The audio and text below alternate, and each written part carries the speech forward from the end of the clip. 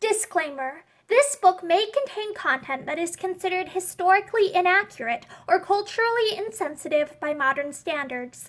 My hope is that by exploring old literature, we will better understand why people of the past thought the way that they did and understand the influences that shape their culture. This video is not intended for young audiences. Hi, I'm Morgan, and today I'm excited to read to you from Out of Door book. This is the 7th book in a series or collection of books called The Children's Hour, which were published by Houghton Mifflin Co. in 1907. Training Elephants in Ceylon by J. Emerson Tennents.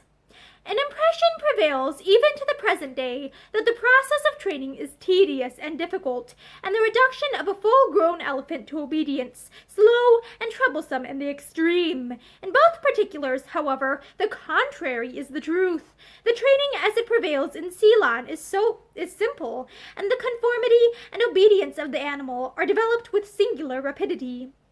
For the first 3 days, or till they will eat freely, which they seldom do in a less time, the newly captured elephants are allowed to stand quiet, and, if practicable, a tame elephant is tied near to give the wild ones confidence. Where many elephants are being trained at once, it is customary to put every new captive between the stalls of half-tamed ones, when it soon takes to its food. This stage being attained, training commences by placing tame elephants on either side. The Wevedon, or the head of the stables, stands in front of the wild elephants holding a long stick with a sharp iron point. 2 men are then stationed, one on either side, assisted by the tame elephants, and each holding a hendu or crook towards the wild one's trunk, whilst 1 or 2 others rub their hands over his back, keeping up all the while a soothing and plaintive chant, interlarded with endearing epithets such as "Ho, my son," or "Ho, my father," or "my mother," as may be applicable to the age and sex of the captive. The elephant is at first furious, and strikes in all directions with his trunk, but the men in front receiving all these blows on the points of their weapons, the extremity of the trunk becomes so sore that the animal curls it up close, and seldom afterwards attempts to use it offensively. The first dread of man's power being thus established, the process of taking him to bathe between 2 tame elephants is greatly facilitated, and by lengthening the neck rope and drawing the feet together as close as possible, the process of laying him down in the water is finally accomplished by the keepers pressing the sharp point of their hendus over the backbone. For many days the roaring and resistance which attend the operation are considerable, and it often requires the sagacious interference of the tame elephants to control the refractory wild ones. It soon, however, becomes practicable to leave the latter alone, only taking them to and from the stall by the aid of a decoy. This step lasts, under ordinary treatment, for about 3 weeks, when an elephant may be taken alone with his legs hobbled, and a man walking backwards in front with the point of the hendu always presented to the elephant's head, and a keeper with an iron crook at each ear. On getting into the water, the fear of being pricked on his tender back induces him to lie down directly on the crook, being only held over him in terrorem. Once this point has been achieved, the further process of taming is dependent upon the disposition of the creature. The greatest care is requisite, and daily medicines are applied to heal the fearful wounds on the legs which even the softest ropes occasion. This is the great difficulty of training, for the wounds fester grievously, and months and sometimes years will elapse before an elephant will allow his feet to be touched without indications of alarm and anger. The observation has been frequently made that the elephants most vicious and troublesome to tame, and the most worthless when tamed, are those distinguished by a thin trunk and flabby pendulous ears. The period of tuition does not appear to be influenced by the size or strength of the animals. Some of the smallest give the greatest amount of trouble, whereas in the instance of the 2 largest that have been taken in Ceylon within the last 30 years, both were docile in a remarkable degree. One in particular, which was caught and trained by Mr. Cripps, when government agent in the 7 corals, fed from the hand the first night it was secured, and, in a very few days, evinced pleasure on being patted on the head. There is none so obstinate, not even a rogue, that may not, when kindly and patiently treated, be conciliated and reconciled. The males are generally more unmanageable than the females, and in both an inclination to lie down to rest is regarded as a favorable symptom of the males are generally more unmanageable than the females, and in both an inclination to lie down to rest is regarded as a favorable symptom of approaching tractability, some of the most resolute having been known to stand for months together, even during sleep. Those which are the most obstinate and violent at first are the soonest and most effectually subdued, and generally prove permanently docile and submissive. But those which are sullen or morose, although they may provoke no chastisement by their viciousness, are always slower in being taught, and are rarely to be trusted in after life.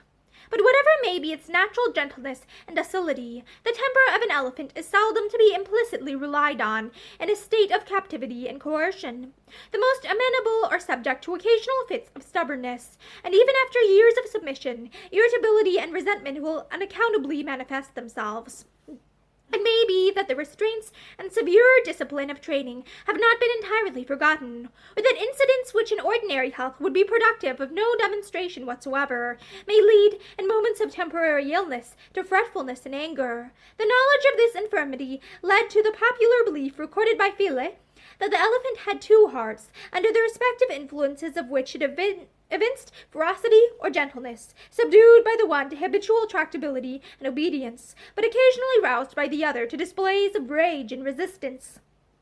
In the process of taming, the presence of the tame ones can generally be dispensed with after 2 months, and the captive may then be ridden by the driver alone, and after 3 or 4 months he may be entrusted with labor as far as regards docility, but it is undesirable, and even involves the risk of life, to work an elephant too soon. It has frequently happened that a valuable animal has lain down and died the first time it was tried in harness, from what the natives believe to be a broken heart, certainly without any cause inferable from injury or previous disease.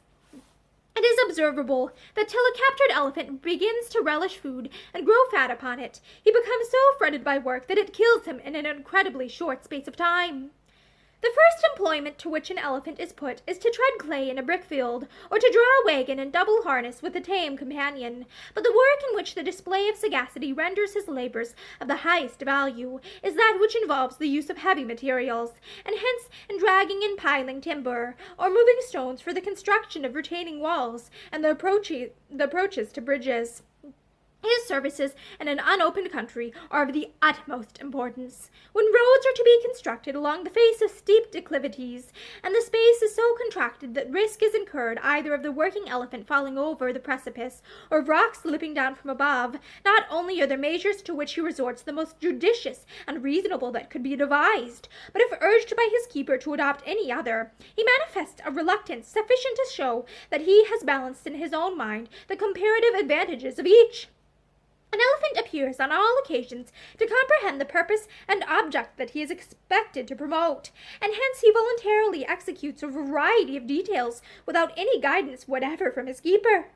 This is one characteristic in which this animal manifests a superiority over the horse, although his strength in proportion to his weight is not so great as that of the latter. His minute motions, when engrossed by such operations, the activity of his eye, and the earnestness of his attitudes, can only be comprehended by being seen. In moving timber and masses of rock, his trunk is the instrument on which he mainly relies, but those which have tusks turn them to good account. To get a weighty stone out of a hollow, an elephant will kneel down so as to apply the pressure of his head to move it upwards, then steadying it with one foot till he can raise himself, he will apply a fold of his trunk to shift it to its place, and fit it accurately in position.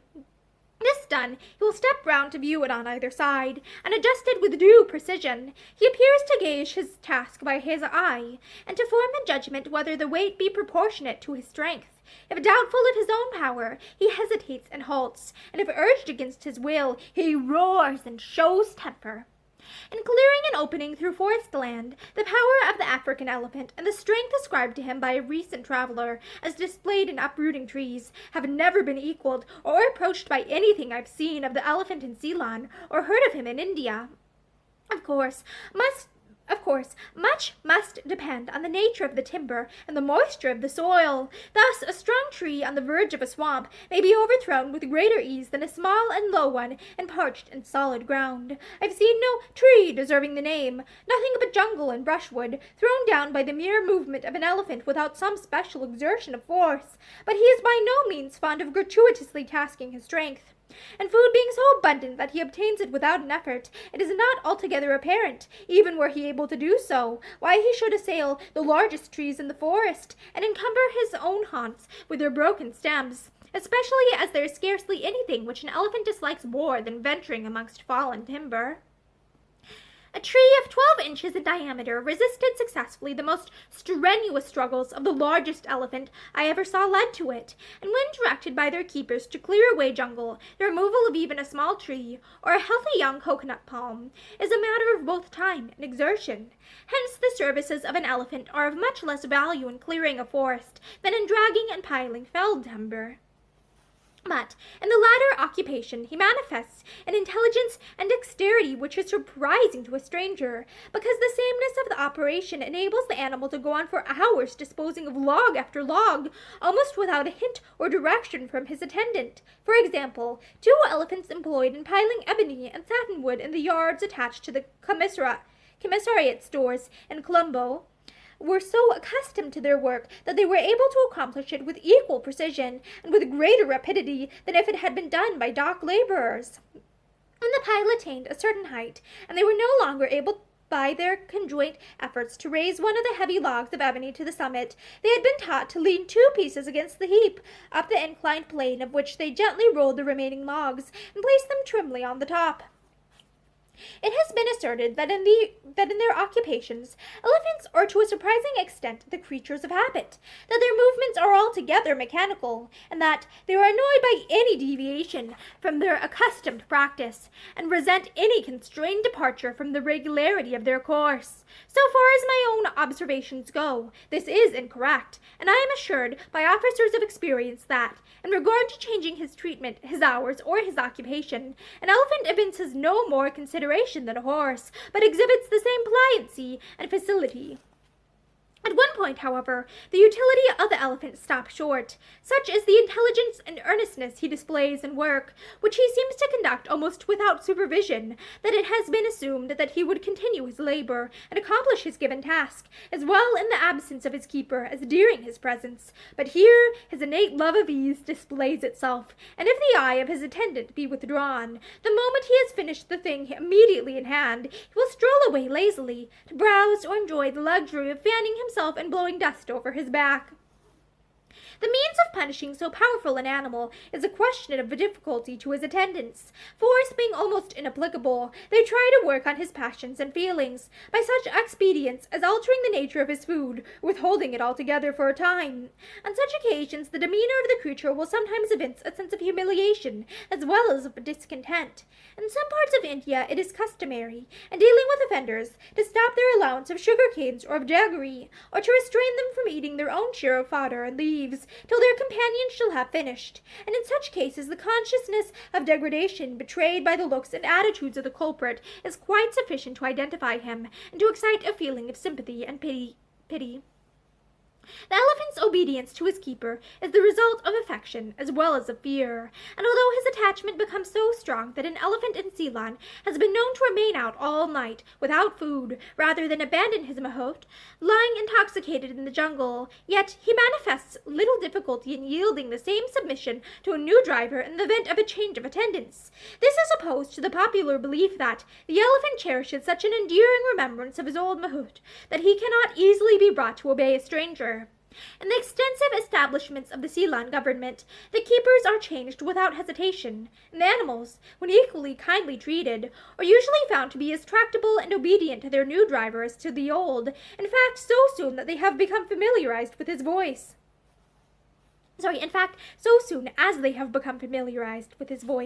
This is not, however, invariably the case, and Mr. Cripps, who had remarkable opportunities for observing the habits of Mr. Cripps, who had remarkable opportunities for observing the habits of the elephant in Ceylon, mentioned to me an instance in which one of a singularly stubborn disposition occasioned some inconvenience after the death of its keeper, by refusing to obey any other, till its attendants bethought them of a child about 12 years old, in a distant village, where the animal had been formerly picketed, and to whom it had displayed much attachment.